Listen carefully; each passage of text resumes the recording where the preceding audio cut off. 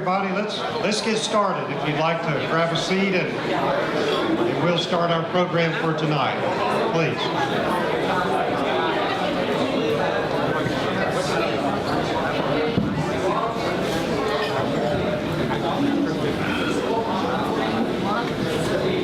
I'd like to welcome you to our tribute to Charlie Brumfield tonight. My name is Randy Stafford. I'm with the United States Racquetball Foundation, and we are the sponsor of this tribute for Charlie tonight and this get-together and this reunion and our party. Hey, Suzy. Hi, Randy. I have to start, of course, thanking Doug Gannum and his staff in the USA Racquetball and their staff and United Healthcare for putting on another grand and successful U.S. Open tournament here in Minneapolis. Give them a big hand. Thank you. Tonight we are here at this tribute to honor Charlie Brumfield, and it's our privilege to do that, and I'm very glad that you're here to join us, and we're going to do just that. This reunion and this tribute for tonight really came after Doug Gannum came up with the idea of honoring Charlie Brumfield during the entire tournament. And Shannon Wright and I were talking about this and said, you know, why don't we take this an extra step? And so we invited a lot of the pros and legends and Hall of Famers and all the players that we could find from the late 60s, man, that's a long time ago, and the 70s and early 80s to come and join us for tonight. And so it's been a great tournament so far, and I know a lot of them are still coming over here, but I mean, we've had dozens and dozens of players come up to us, and just, it's been real rewarding and great. And so we're going to start it off tonight. And first we've got a clip. I know a lot of you have already seen the clip. I haven't seen it. It's a clip about Charlie that was that Jim Heiser put together, and we'd like to roll that right now. We got to mention Jim Winterson for also putting that video together. That's wonderful. We actually have another 3-minute video that nobody's ever seen. Matter of fact, Shannon and myself, we have not seen it. We just walked in the door from Seek Joy. Want to run that one down, please? All right.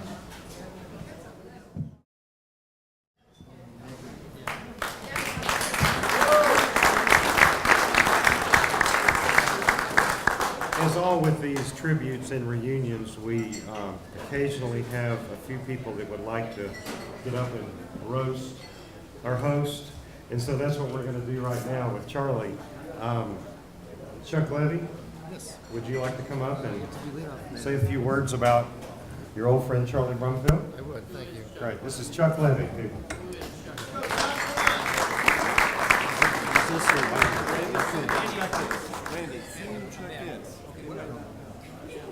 Yeah, let me introduce you to Chuck Levy. Chuck was actually the executive director of Racquetball almost in its very first day in the National Racquetball Club. And Chuck was in charge of, once Bob Kindler took over actually started the NRC and the IRA, Chuck Levy was the executive director. And he ran the programs and ran the Pro Tour and was a publisher and editor of the magazine. Did a lot of and stuff. So actually I have a lot of history still in the files that I'm going through, and Chuck Levy is probably 50% of the very formidable beginning days of racquetball, and Chuck had a hand in all of that in our formation of the early part of the sport. So Chuck was here from day one. Thanks. You want to lower that? No, that's all right. That's all right. Thank you. Thanks. When I learned that this event was going to happen, well, down. All right. Thank you. When I learned everything, can you hear me back there? A little louder. I'll just speak up.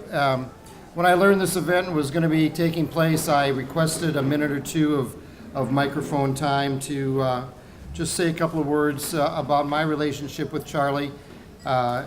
It ran hot and cold on the court, but it never was anything but warm off the court.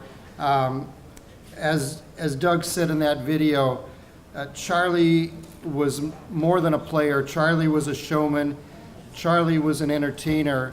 Charlie got it. He understood the big picture, and where he may have thought, or perhaps it was even true, that his athletic skills were not possibly to the level of many of his competitors, his cerebral skills were far beyond any of his competitors. And he was the first person truly to show racquetball players in the racquetball industry how you take the mental game and apply it to the physical game and end up with a positive result. He was a strategic thinker, and he was the master of intimidation, the master of psychology. He would even do his best on me as a referee. And I do believe it's factual that the first time in racquetball's history, it was you, Charlie, you know what I'm going to say, at the Atlas Health Club in the Nationals, when a referee actually said, 0 serving, -1. Because I had to give Mr. Brumfield here a technical foul before the match even started.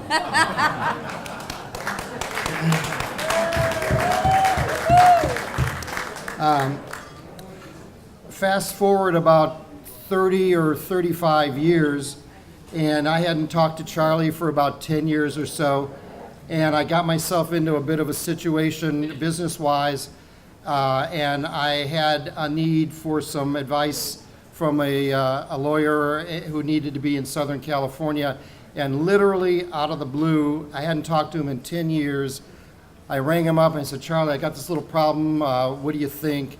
And he was there for me instantaneously. It turned out that the problem was in my mind and it was imaginary, but had it not been, he was there and ready to act on my behalf.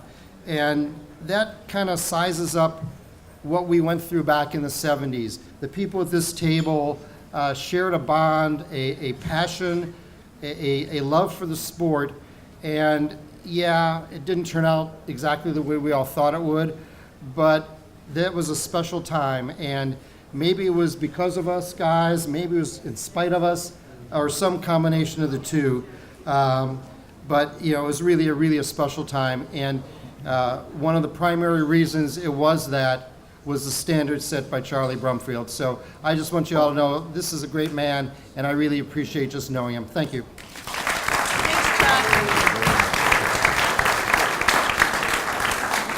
Charlie Brumfield, come on up, please. Known as the Guard, one of the original pros from the late 60s and the 70s. I think probably everybody knows him. Is there a time limit to these discussions? Yeah, there's going to be a real time limit. Whoops. Good start. Get it in there? If you can get it. You got it. Right.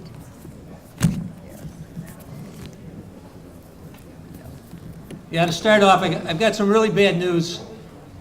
They told me, usually I go 40 minutes, I can only go a half hour. I'm sorry about that. Okay. Anyways, I came in from Buffalo. A true story, lady next to me on the plane looked just like Dolly Parton's twin sister. And she had a 2-month-old baby. We're about 10 minutes from the Minneapolis airport. All of a sudden, she starts nursing the baby. I said, ma'am, look, I'm not a prude, but don't you have any respect for yourself or your little boy? She says, look, buddy, first of all, it's none of your business. Secondly, my husband and I own a family business. We travel all over the country in Canada. I don't trust my mother. I don't trust my mother-in-law. And it's not even what you think. I'm nursing him because his ears are always clogged, and this is the only thing that cures it. I said, son of a gun, I've been chewing gum all these years. Well, let me tell you, now, you saw that part where Charlie looked a little choked up on the screen. He has no idea what I'm saying here. Okay. Excuse me in the back, I work alone, I appreciate it, okay. Anyways, Charlie, when he was in school, good-looking kid, forget some of those pictures, but he was really naive with the women, and finally really didn't go out until he was out with the senior prom queen, and after the prom, they went to the drive-in and were sitting in front, making out, and she says, Charlie, would you like to go in the back seat? He says, no, I'll stay up here with you.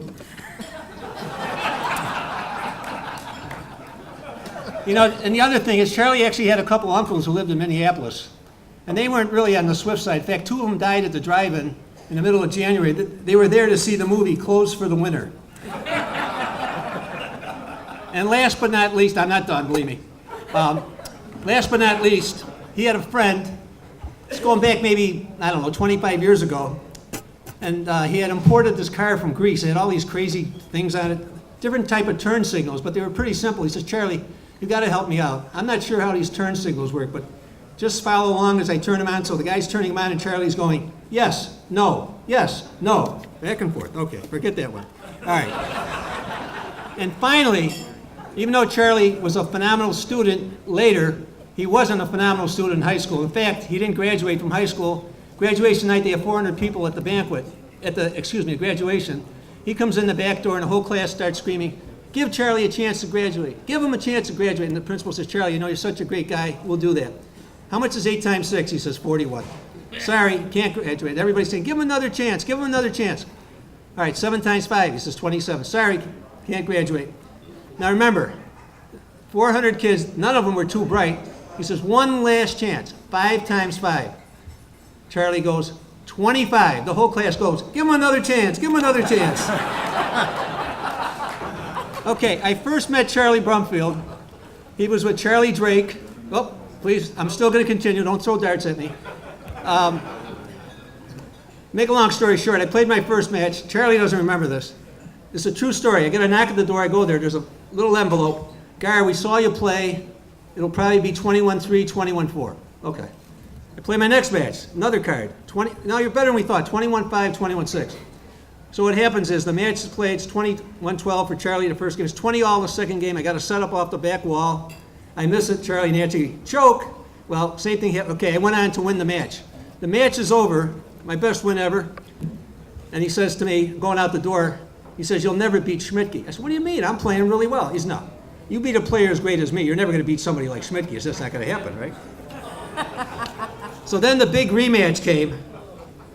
The next 2 years later, because I separated my shoulder next year. And I walk on the court, and Charlie says, looks at me, he says, Charlie, you know, playing you is better than drawing a bye. That sort of hurt.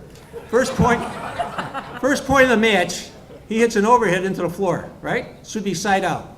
The referee says, point for Brumfield. I said, what? I said, Charlie, you know it skipped. No. Anyways, he wins 21-7, 21-5, not going to go. So we walk off the court. He introduces me to the referee. This is Jim Trent, the fellow I'm rooming with for the tournament. Then he admitted that's a skip. Okay, I'm going to end on this note. A true story.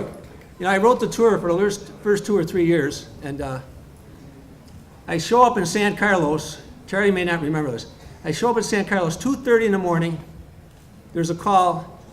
There's a note. It says, please call Charlie no matter what time. So I call him at 2:30 in the morning. He says, Gary, look, I've been winning everything. You know that means I get 80% of the article, okay? Right. I said, Charlie, listen, I just found out you had a nasty hamstring, and you've been out for maybe 3 weeks. You just started back playing 5 days ago. Now, I want the honest answer. How do you think you're going to do in this tournament?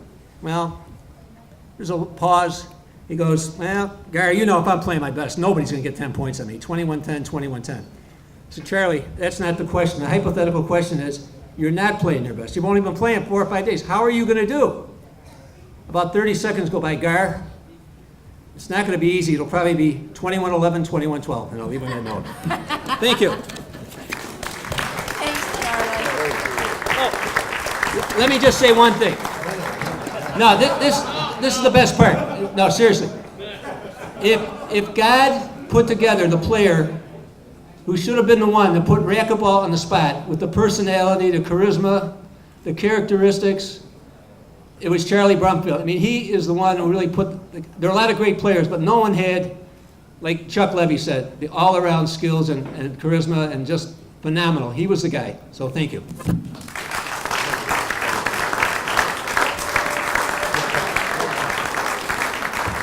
Thank you, Charlie. Jerry Leisure, please. One of the foremost, greatest racquetball players, Hall of Famer. Yep, Jerry and I are contemporaries, and Jerry, I'm going to let you go ahead and start. All right.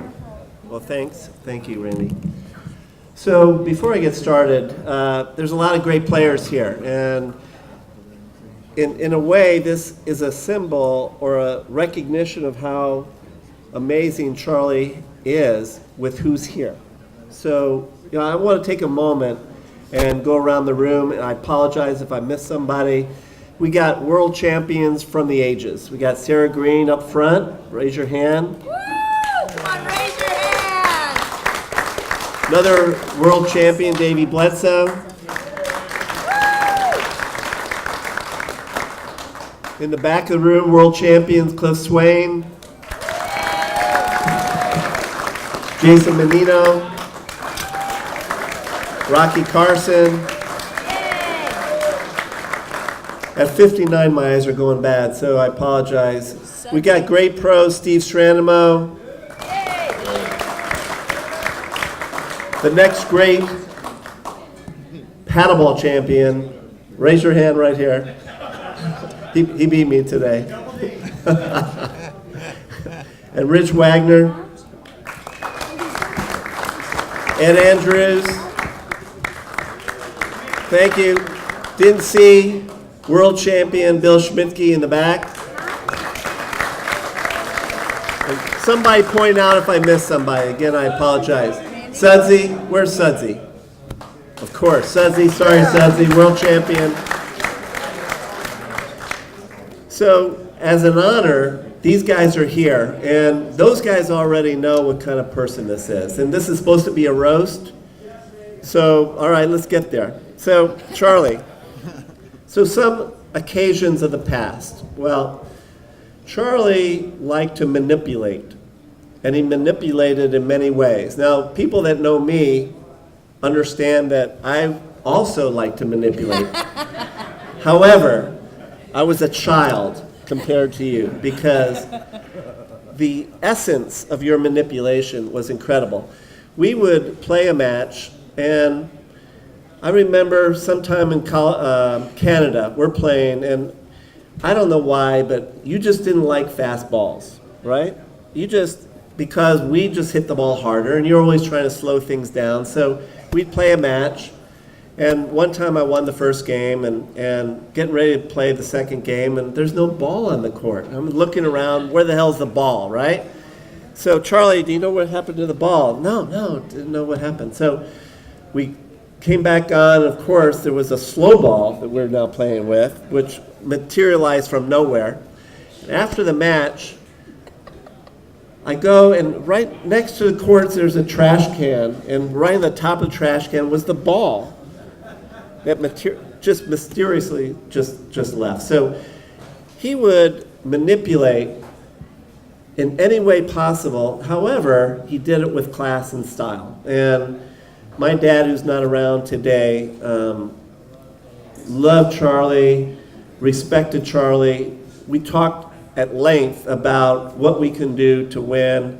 And all I can say is Charlie, and I played probably more cross levels of the early generation and the late, just by the time I came in. And you know, the younger players or the players of Bill Schmidtke, these guys were, you know, at their prime when I was coming up at 16, 17 years old. And I finished at the time when guys like Cliff Swain was coming up. So I kind of crossed over. So I could say probably more than anybody here that I played with more players and more champions. And there is nobody, and I'll say this specifically, there's nobody that you would get to match point and have someone against you with the desire of Charlie Brumfield. And I knew that I had to crack out, cheat, do something to get match point. I had to do something out of the ordinary because he would not skip it. He wouldn't give me a point. In fact, he never gave me a point ever. But at match point, his focus, laser, he was amazing. And racquetball, if he was 10 years younger, and he was coming up when I was coming up, or when Marty Hogan was coming up, and that would have been his prime, I guarantee you racquetball would be in a different place today. Why? Some of the people talked, and I'm sure they will talk. He had a gift, and the gift was not just bravado and talking. He was intelligent, focused. He would mix with anybody. He was a great showman, great player. And if he was 10 years younger, racquetball would be different because the politics, the crap that went on that I feel might have affected racquetball and held it back, he wouldn't have let that happen. And we all would have gained by, all of you, if you hadn't seen Charlie, you all would have gained by that. So I know this is supposed to be a roast, but Charlie, I love you. You meant a lot to me, and I'm happy to be here to show my respect for you. Thanks, Jim. Appreciate it. Long term. Next, Mike Dykeman, dear friend of mine from late 60s, again, early 70s, and four-time national champion. Mike, you're up. I don't have anything ugly to say. Sorry. I'm not Garfinkel, and I can't do the clown act. I mean the comedy. And Jerry promised to play music after about 15 minutes so that Charlie would be done. So let me just say a couple of things. We all saw the clip from this afternoon, and Charlie talking about where his focus came from. And I don't believe that there's anybody in this room who can honestly hold their hand up and say, I don't think Charlie Brumfield got even. Because I think Charlie Brumfield got even. Always.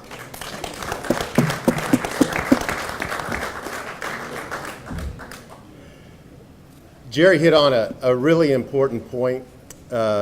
Charlie was the ambassador of the sport.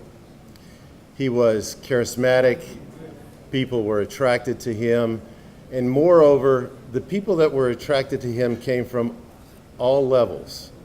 And the great thing about Charlie was the magnanimity. Did I get that word? Something like that. But he spoke to everybody, okay? And at the same time, he adjusted his conversation. And if it was a kid, I think Hart Johnson's probably got a Charlie Brumfield story, or if it was somebody elderly, right, Artie? Never mind, he missed that one. Okay, and I think Jerry hit on a real positive aspect. But Charlie was that person. When we went to a venue, he was there. He was talking to people. He was bringing people into racquetball just by his manner. Now, Jerry used a word that I don't know that he really knows the meaning, but manipulate, it starts with a C. It's not manipulate. Okay. I know. I'm trying to think what else, Charlie. Let's see. Oh, I think I just blew this. Go for it. Well, I forgot what it was. So I just turned 65. That's my excuse. There was one other thing. I know what I wanted to say. I'm sorry. So one of the things that Charlie did better than anybody else, is that he taught the game of racquetball. When he sat down with a group of people and they started telling stories or they started to talk about this or that, Charlie was the teacher, okay? And everybody just sat there with their hands folded and their eyes focused because they wanted to see and they wanted to hear what he had to say because it was credible. He had won everything. There was nothing that escaped him. And I think the word that I'm looking for is there was no arrogance in Charlie. Because, like somebody that came from my hometown in Louisville, it's not bragging if you back it up. And that's what Charlie did. The only roast part of this that I want to say is that Milty Karp, who was a friend of ours and was one of the proponents of racquetball in Houston, Texas, Charlie came for a tournament. Milty loaned him a car. Charlie was there, the entire tournament until he won. And when Charlie left, you didn't give him the car back, Charlie. I think Milty's still looking for his car. Anyway, I'm proud to say, and I'm honored to be up here. Charlie Brumfield is a friend of mine. Always was, always will be. Good guy, great racquetball player, better human being. Thank you.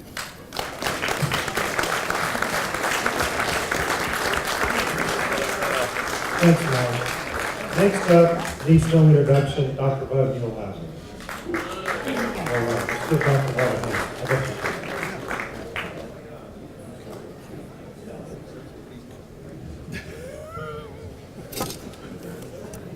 Hi, everyone. It's really an honor and a pleasure for me to be here. I've only known Charlie 48 years. Do I know much about him? Yeah. We did a little figuring, I did mostly, and in that time, we know we've practiced individually together at least 600 times. We entered many tournaments together. We won approximately 18 national doubles titles together. We played paddleball for years together, shared titles. Yeah, I know him. And I was asked when I was asked to speak, they said, just, have fun, be short. Well, I can be as long or short as you'd like, but they said, do you think people might tell stories about him? Would you run out of stories? Well, when I've been on the court with it, I'm talking about matches, stories. When I've been on the court with this guy as many times as I can, there's always a story left because there was a story from every match. It was that simple. I first met Charlie when he was 17. Relationship started out like a father-son. There's 17 years difference in our ages. It's grown more over the years like a brother. But most important, he's my friend. I couldn't leave without telling at least one story because I don't know what it is, but when you get a little older, like me, I think I'd cry at a supermarket opening right now, but it's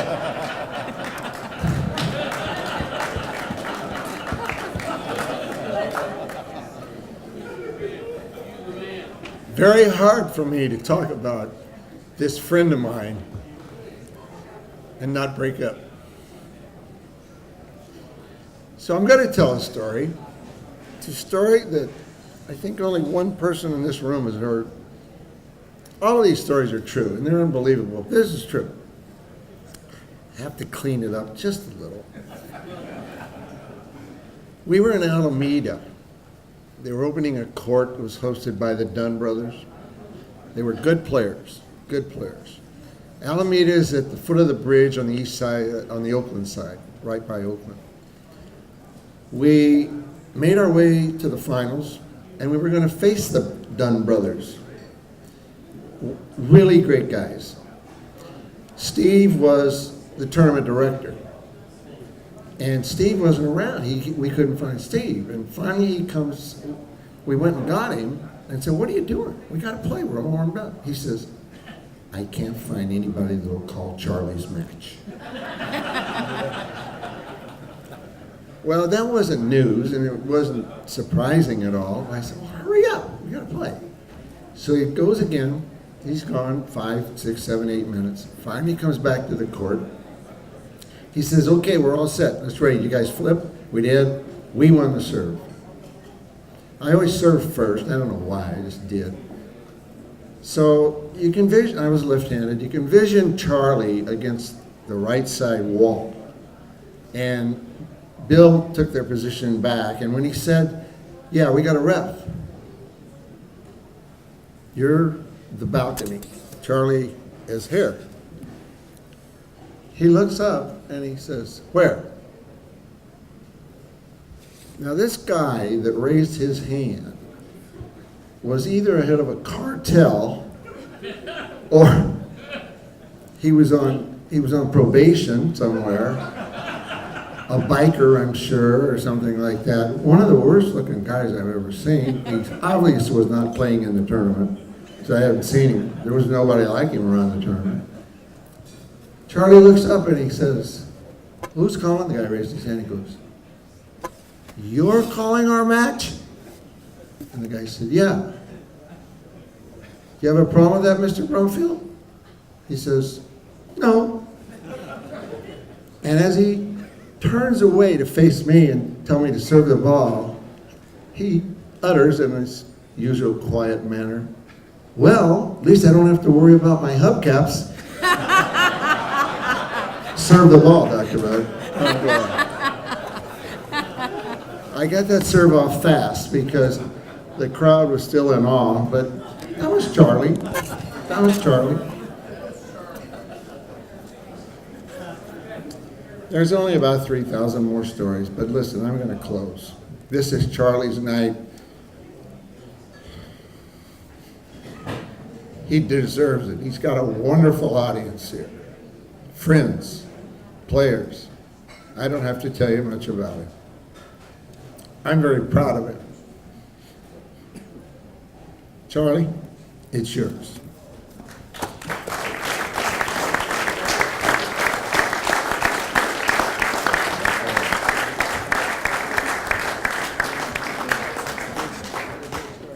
Shannon, come up here if you would, please. We have a special, we tried to figure out what on earth we would give to Charlie Brumfield, holder of dozens and dozens of national titles, pro titles. And so, he's got every trophy, every present probably ever. So we came up with something I think that you'll really enjoy. Shannon, I'm gonna let you take the mic. Shannon, right, here we go. Thank you so much, Randy. What I want to do is I want to present Charlie with a couple of posters that we did. And I've got to say, we thank Jim Heiser for putting these posters together. But when I got back involved in racquetball in 2008, we were down at the Houston Nationals, and it was the 35th Annual Hall of Fame. And there was a poster down there, and all of our Hall of Fame members signed that, and I've got that up in my office, and I love it more than anything. And so over the last couple of days, I had all of our legends sign both of these posters, and this afternoon, Randy and I framed them, and this is for you, Charlie. This is one of them, and we'll be able to see these. Let's put this one up also. There we go. There's one with Charlie and Marty, and thank you so much, Jim Heiser. I also have one other thing. Probably most of you who are players, in your player packet, you got a book, and it's Charlie Brumfield, King of Racquetball, 22-time national champion and world champion. And this book, we also had everybody sign it, and there are some nice little messages to Charlie. So we tried to get you something real special, Charlie. Oh, thank you very Thank much. you. I know we recognize all the legends and the players that came in. And since we're looking at this with Marty Hogan, Marty's in the audience now also. Marty, I brought a screwdriver, and I will take this one apart and let you, both of them, and let you sign it also. So thanks for coming. Charlie, we'd like for you to stand up and say a few words if you would, please. All right, thank you.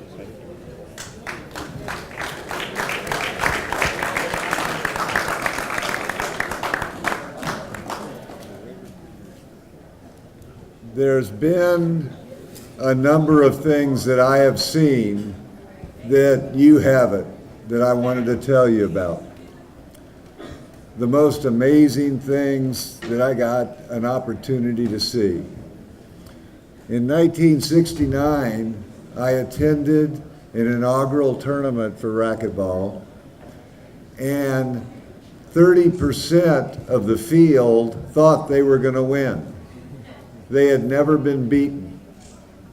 The posture of being in that environment is wholly different than what you're seeing now and what pro racquetball has been since the inception. Because when you've played against everybody, there's a pecking order. And that pecking order is extraordinarily obvious when we watch the game. That tournament was so special. You had people playing barefoot. Their strokes were totally original, and every one of them played at a level that you couldn't possibly believe. I never saw that again, ever, until I went to the Outdoor Nationals in 1974. We were challenged, the four-wall players were challenged by these ruffians outdoors in Orange Coast College. And I'll tell you a quick story. I went up with Dr. Muehlheisen. We were credentialed indoor champions. We had beaten the best players in the country. And we went up to Orange Coast, and I went up a week early to prepare. I got up there, and I saw that there was going to be some slight difficulties in adjusting to the environment, so I asked Dr. Muehlheisen to come up a day early, and he goes, "What the hell for?" He goes, "The hand before the eye, but the mind before the hand." And I looked at him, I go, "Muehlheisen, get up here, or we're going to take it in the boot scoot." So he came up, and we went out for a practice match at Orange Coast. We played this team that we picked up on court 3, and the match lasted maybe an hour. And I recall that we barely beat them in 3. And as we were leaving the court, we said, "Hey, we'll see you guys in the tournament." And he goes, "I don't think so. We're playing in the seas." So Stranovo was there. There was a number of you that were there, of the great Pioneer players, and 3/4 of our ranks were blown out the first round. Were blown out. So one of my proudest moments was I won that first tournament when there was the tectonic plates of 3-wall meeting 4-wall. That was a wonderful juncture for me. The third event that I witnessed that you didn't was Paul Haber, the crazy handball player, playing Dr. Muehlheisen, hands versus the racket. 1972, Memphis, glass court. Sports Illustrated covering it. At that time, the princely sum of $75,000 bet by the racquetball players against the handball players.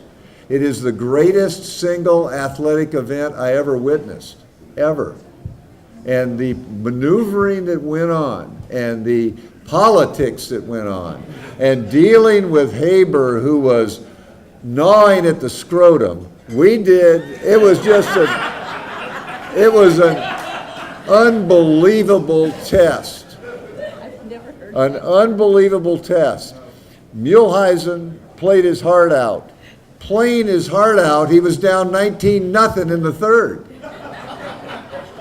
And we're all watching it. Did he fold? No.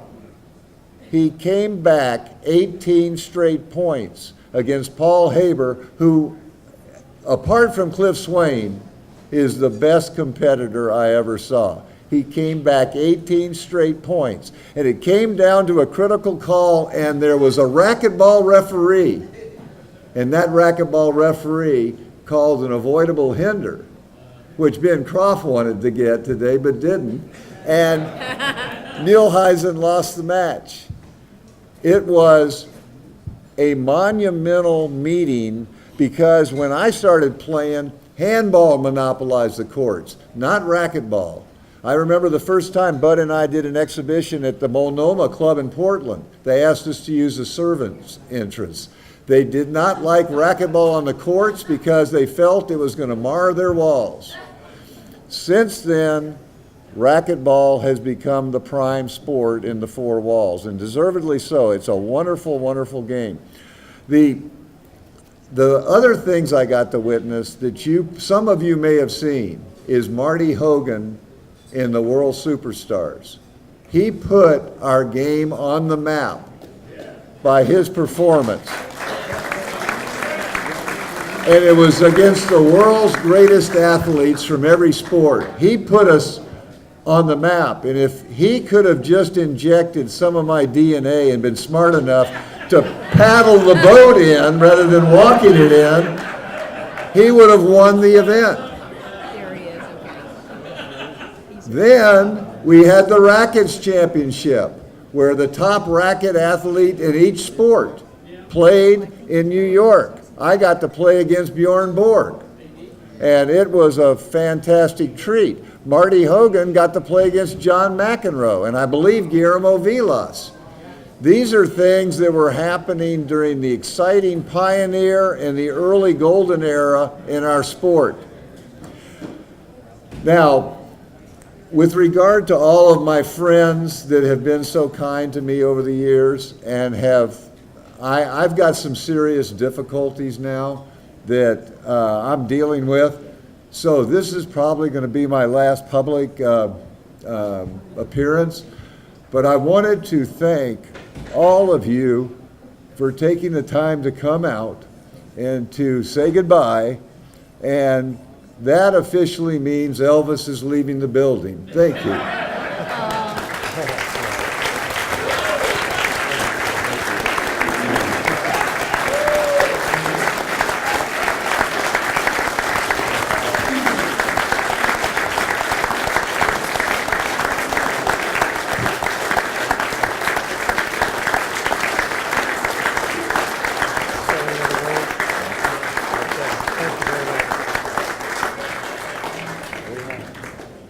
Thank you very much.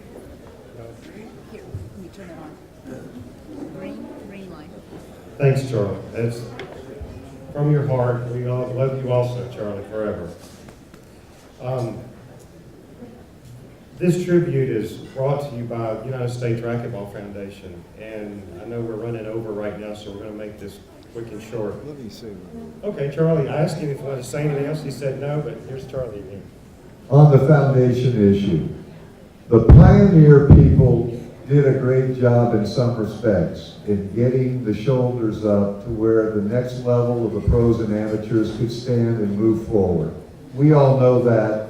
It has moved forward beyond what we could have done due to all of you, the modern pros. The sport also had seeds of dissension that were planted by us. That we're moaning about, the old pros are moaning about in the background saying, hey, the rallies are screwed up, or this is wrong, or that's wrong, or there's not enough color, there's not enough, whatever we're moaning about right now. It's time for us to take responsibility as pioneers for having planted those seeds. We're the ones that started allowing the rackets to get bigger. We're the ones that allowed the ball to triple in speed over a 5-year period. Now you guys have the responsibility of looking at what's happening to racquetball from the peak in the, I guess it was the early 80s, and the number of players we had playing nationwide and it going international, and decide for yourself whether you're helping the legacy the way it should be helped. But we are not without responsibility. We need to help fund your effort to make our game as good as it can be. And so what I'm doing is, I don't have any money, but out of my life insurance policy, I am going to pledge tonight $20,000 to go to the foundation. And according to my oncologist, that's same as cash. So, I would like everyone to join in that effort to fund you modern people who have seen everything pro and con that's been done, so that you have the money to reward the junior players, to get competent referees, to publicize our sport all over the world. We need every help from the pioneers and the moderns to make our sport what it can be. It's a glorious sport, and you players deserve to enjoy it like I did. Thank you. Thank you, Charlie. And that's where Shannon Wright and I, especially Shannon Wright, Dr. Shannon Wright, come up here with me, has formed over the last 4 years the United States Racquetball Foundation. And talk about a passion for life is that, to give to your passion, is that Shannon basically is retiring from her profession of teaching in medical school to give to her passion of racquetball. And that's what she's been merging toward the last 3 and 4 years. And we just are really proud to have her do this, and glad, and we just ask you to join and form with us. And I'll give you another example. Just today, a person came up to me and said, Randy, I don't have a whole lot, but I want to give you $100 a month for the rest of my life. whatever it takes, that's what I want to do. And I said, Mike, listen, I mean, I can tell that's coming from your heart and for the rest of your life. But let's just go for 5 years, okay? And so he said, that's great. And so Mike, come on up just for a second, if you don't mind. Mike Zeitman came to me and said he wants to give to his passion, give to racquetball for the rest of his life. Well, let's just go for 3 or 4 years right now. Thank you.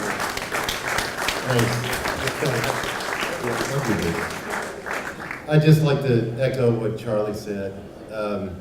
Racquetball gave me something I never would have had without it. It made me the man that I am today, and I'm proud to say I like this man. And if it hadn't been for the people that I met, for the legends that I played with, the things that we went through together, the things that we went through separately, all of those things, I wouldn't be here. We wouldn't be doing this. You wouldn't be here. But all of that said, like Charlie did challenge you, really, it is up to us, because this is the game we love. This is the game we have passion for. And if we don't do it, no one else will. So please. Thanks, Mike. Well, the foundation it's a nonprofit foundation, and it's actually founded. It's the only foundation for racquetball that is not formed and by an association. We're totally anonymous. I mean, not anonymous, autonomous, and created simply for for grassroots racquetball. And actually, Doug Gannon wants to come up and say a few words, if you would, Doug, and help us. We're about to finish with this campaign. You know, we've only been going for about a month now, and so we've got a great start, and we really appreciate all dozens and actually over 100 people now that have come forward. Yes, Shane. Yep. First of all, I would like to really thank Doug Gannon for allowing the foundation to have such a big presence here at this U.S. Open. He allowed us to have a juniors clinic on Tuesday that was wonderful. Rocky Carson and Rhonda Racich, we really appreciate your effort. And then with Charlie's tribute last night, we had a wonderful Racquetball Legends reunion at the Pro Gold Lounge. And tonight, thank you so much for your support. And I want to turn it over to Doug, and thank you so much for a great turnout. Thank you. When Shannon first approached me about the foundation and then wanting to maybe use the U.S. Open as a vehicle to kind of launch it, I didn't really view it as us helping them. I kind of viewed it as an absolute wonderful addition to the U.S. Open, and I think that's what it's turned out to be. Having all these legends here has added to the experience of the tournament for all these players that traveled from around the world. And so I actually would like to thank you for putting this together and bringing this unbelievable, really prestige to the tournament for this particular year. And Charlie, you being here was just phenomenal. And I also appreciate you doing the commentating on the tennis channel. It's pretty exhausting work, and I appreciate you doing that for us. And I talked to Sean and Sudsy. They said you were phenomenal, which doesn't surprise me a bit. I do want to talk about the foundation. I promote a fair number of sports. I run golf tournaments. I've run a couple big tennis tournaments in my part of the country. And the thing about some of these other sports is there's a lot of money in them. Like when somebody stands up and says we need $1 million in golf, it kind of falls right out of the sky. Because every CEO plays golf, a lot of them play tennis, and money just kind of falls out of the sky. And for racquetball, that hasn't been the case. We haven't had tons of people with millions of dollars just pour money into the game. So it kind of goes back to what Randy and Shannon were talking about. No one else is going to do it. No one else is going to do it. We have to give back to the game. And I think all of us are in the same boat.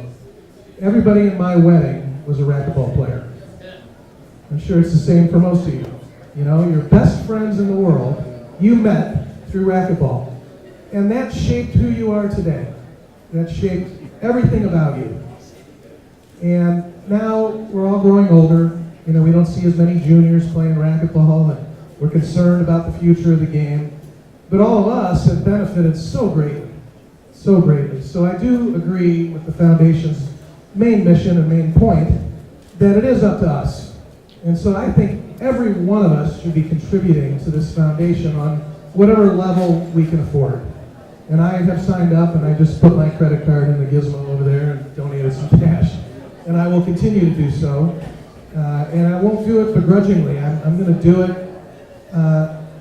in a very grateful way, because everything that I have, I could tie back to the sport of racquetball in some way, some form or fashion. So anyway, that's the only message I wanted to throw out there. We are going to have a party tonight. This will become a dance floor. This will have a live band up here. I do appreciate all the players coming in for the party with the pros. I'm very impressed all the pro players are here and enjoying this part of the presentation as well. I thank you for that courtesy, and we'll have a fun evening tonight, I can guarantee you. Thanks, Mark, very much. And, guys, we appreciate you coming. You get a chance, come give Charlie Brumfield a hug. You'll be here for a little while longer. Thanks so much. Let's have a party now.